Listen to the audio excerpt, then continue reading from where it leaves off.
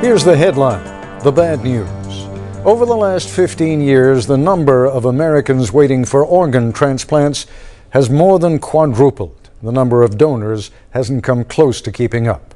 Most of the 90,000 people hoping for a donor organ, and that is the biggest the list has ever been, are waiting for livers or kidneys. Many of them will wait in vain.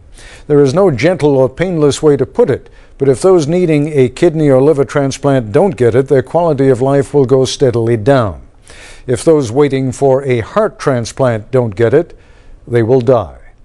Most donors, as you probably know, are deceased. Their organs are harvested after they die. But some transplants, a kidney for example, or a piece of liver, can be taken from living donors. There is a list kept by a nonprofit organization called the United Network for Organ Sharing. They make connections between and among donors, recipients, and medical professionals. And they try to do that in as objective a fashion as possible. Who's been waiting the longest? Whose need is the greatest? How good a match is likely between donor and recipient? It's the fairest and best organized system available, but it's not the only one. There's always been a black market, clearly and unambiguously illegal. And now, as Nightline correspondent John Donvan reports, there's also the Internet. Now, don't hit me in the face, okay? Why would she do it? Why would Susan Buonsante, a middle-aged, healthy mother of two, What is that? give away one of her kidneys to a total stranger she met through the Internet? Pure impulse, as she tells it. I actually had read about it in the newspaper, and it's interesting. About an hour later, I got on the Internet, and I... Took you 1 hour to hear about this in the newspaper to getting on the Internet and Yeah, looking at about it? that long. Really? Yeah. Please help me. I live in Northwest Indiana near South Bend. Well, first she says she finished the funny pages. Then she went back to get the name of the website mentioned in this story on page 6, matchingdonors.com. So you went on the Internet and you saw the site. You saw there was a need. You saw the need was there. And if the website she was on could speak, the sound would be one continuous echoing cry for help, page after page. I need a kidney. I need a liver. I need a pancreas, lungs, bone marrow, intestines. And the people making these appeals, the very sick across America. A nurse in Houston, a former judo champion in Illinois, a woman in New Jersey who lost her home and her job with the Metropolitan Opera. And if you want to help them, if you're willing to go under the knife, there's this form you fill out. I really liked what I saw. I thought it was a well put together site. So I immediately put my information in there. That day? That same day. It was easy. Name, contact information, and most important from a checklist, body part willing to donate. Kidney for Susan Buonsante. And that's how she came to meet the woman she was sitting next to here, Karen Traxler. As of this interview last spring, Traxler had only one functioning kidney, and it was failing rapidly. In the next month or so, it would probably shut down completely. That quickly? Yeah, they think it's going to be pretty fast. This is critical then? Yes. I mean, time is up. Yes. Who's my Jesse? Who's my Jesse? Who's my Jesse? Traxler, also a married Colorado mother of two, had suffered kidney problems all her life. She had been waitlisted for a kidney transplant through the traditional source, the list controlled by the National Consortium of Transplant Hospitals known as UNOS. But then she discovered matchingdonors.com and she put up her posting, herself and her kids, and a letter. I am a very laid-back person, she wrote, who loves life and would like to enjoy more of it.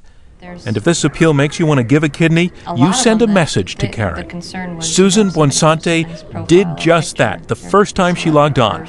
Susan and 16 other people. 17 people. Strangers. Strangers. And that was within the first couple of days? 3 days. But it was Susan that Karen clicked with. They met for lunch. She's a mother of two, as am I. And the conversation just flowed so easily. It wasn't difficult or strained. And that was it. Karen wanted Susan as her donor. Susan wanted Karen to have her kidney. And the people behind matchingdonors.com had the makings of another success story. Who are they? two Boston guys, Jeremy Lowney, a doctor and internist, and Paul Dooley, an entrepreneur who runs some other unrelated websites, whose father had died waiting for a kidney transplant.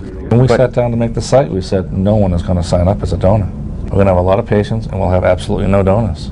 But they were wrong about that. New tonight at 10, a first in the world of transplants, and it involves a Colorado man. We're perfect strangers until we met last week.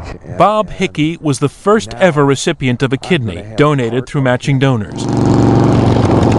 He had also been on the official waiting list for years.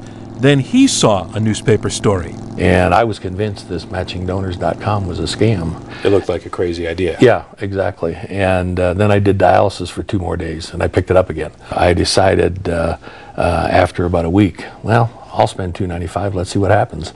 And so they put me on the internet, and within 24 hours, I began to get offers. In fact, he got something like 35 offers of kidneys. One of them, donated by Rob Smitty from Tennessee, gave Hickey his life back. Now you've got the kidney. How are you feeling now? Oh, I feel great. I mean, it's total recovery? Yeah, it really is. And that's how it would turn out also for Karen Traxler. This summer, she headed for Northwestern Memorial Hospital in Chicago with Susan Buonsante, who would give Karen one of her kidneys. But back before all this, in that conversation with the two of them, I kept wondering this about Susan.